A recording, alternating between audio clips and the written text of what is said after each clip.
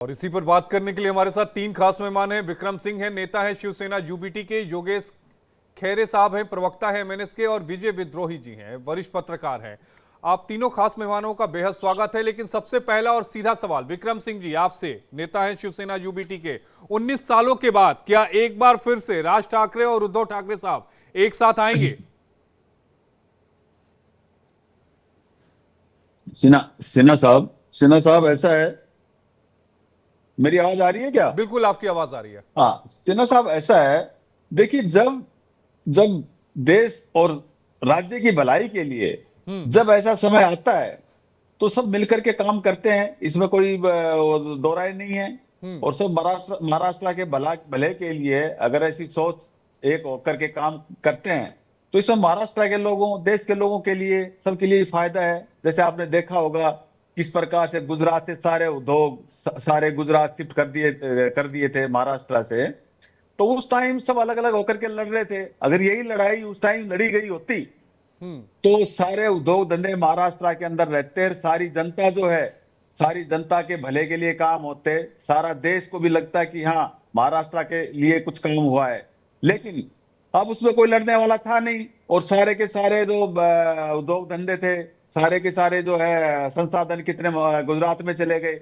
हम्म। और एक तरफ ये कहा गया कि विकास हो रहा है, विकास हो रहा है, लेकिन इस तरीके से क्या विकास हुआ? आप एक जगह की चीज ले जाकर के दूसरी जगह शिफ्ट कर दोगे तो उसको क्या विकास हुआ? अगर आपको करना चाहिए था तो आपको महाराष्ट्र में नए उद्योग ऐसे स्थापित करने चाहिए थे।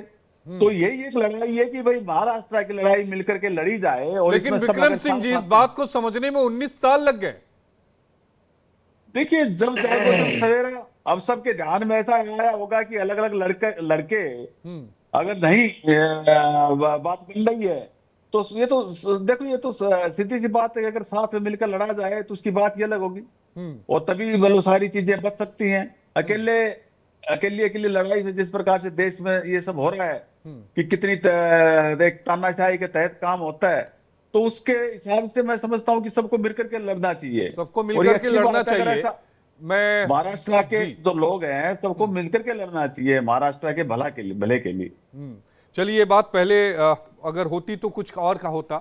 विजय विद्रोही जी, एक बड़ा सीधा सा सवाल है कि अगर हम इस पूरे भाईचारे को देखें, एक लंबा वक्त हो गया है, विचारधाराओं लगभग एक सी थी, लेकिन जब से महाविकास अघाड़ी में गए उद्धव साहब, उसके बाद से लगातार उनकी विचारधारा पे सवाल जो है वो बीजेपी या इसके अलावा एकनाथ शिंदे साहब उठाते रहे हैं।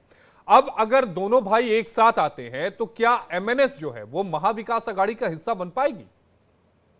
हाँ, यही मैं सवाल पूछना चाह रहा था। और दूसरा ये कि अगर बीएमसी का चुनाव सर पर नहीं होता हम्म। तो क्या ये एक होने के संदेशे, मीठे मीठे प्यार भरे संदेशे भेजे जा रहे होते, हम्म। या वहां से इस तरह का जवाब आ रहा होता?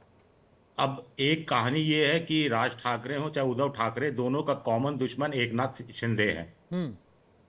तो एकनाथ शिंदे को पछाड़ने के लिए दोनों हाथ मिला सकते हैं, लेकिन क्या इसमें महाविकास अघाड़ी का हिस्सेदार राज ठाकरे बन जाएंगे?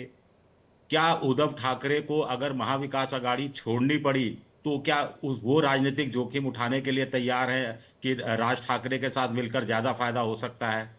तीसरी बात है कि उद्धव ठाकरे ने अपनी राजनीति बदली है। वो जो उग्र हिंदुत्व था, वो तमाम चीजें थोड़ी सॉफ्ट हुई है। मुस्लिम वोटों उनको लोकसभा चुनाव में मिला, विधानसभा चुनाव में मिला। मुंबई में कांग्रेस के कारण भी उनको मुस्लिम वोट मिलता रहा है।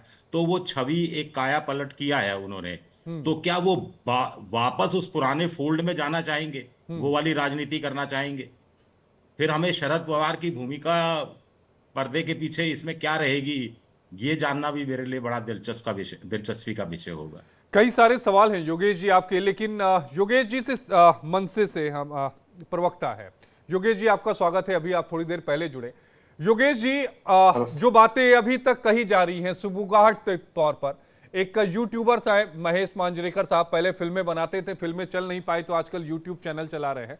तो उन्होंने सवाल वाल पूछा जिसपे जवाब दिया गया और यह कहा गया कि इसमें कोई बुराई नहीं है राज ठाकरे साहब की तरफ से।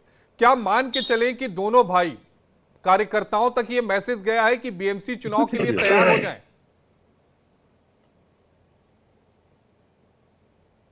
आवाज मत को ऊपर नहीं पड़ेगा। राज ठाकरे साहब की जी। महेश मांजरेकर जी ने आज एक इंटरव्यू लिया और वो आ, बाहर आ गया, तो उसमें राज ठाकरे साहब ने जो बात रखी है कि महाराष्ट्र के हित के लिए जो महाराष्ट्र के सारे लोग हैं वो एक साथ आए और महाराष्ट्र के हित के लिए वो साथ खड़े रहे, ऐसी एक उन्होंने बात रखी। हम्म। उसके बाद जो शिवसेना उद्धव बाला साहब ठाकरे का जी पक्ष है, उनका जो रैली हुई उसमें उद्धव जी ने उसको प्रतिसाद भी दिया। महाराष्ट्र के जो लोग हैं, जो मराठी लोग हैं, उनकी इच्छा है कि ये जो ठाकरे जो बंधु है, दोनों ठाकरे भाई है, ये दोनों साथ आए, ऐसी महाराष्ट्र के मराठी मानुस की पूरी इच्छा है। और ये जो साथ में आएंगे तो ये खुशी की बात है, इसमें कोई दोहराए नहीं है। लेकिन मैं उसके बाद जो रिएक्शंस आई, जो उद्धव जी ने बात रखी, उन्होंने जो बात कही उनके रैली में, उसके बाद संजय राउत जी ने जो बात रखी, जिस तरह से ये युति के लिए पॉजिटिव है, सकारात्मक है, इन्होंने बात रखी, वो बोलते भी है ऐसे। लेकिन उसके बाद उन्होंने जो शर्तें रखी कि ये नहीं करना चाहिए, वो नहीं करना चाहिए, उससे नहीं मिलना है, इसको नहीं देखना है, इसको नहीं मिलना है, इससे नहीं बात करना है।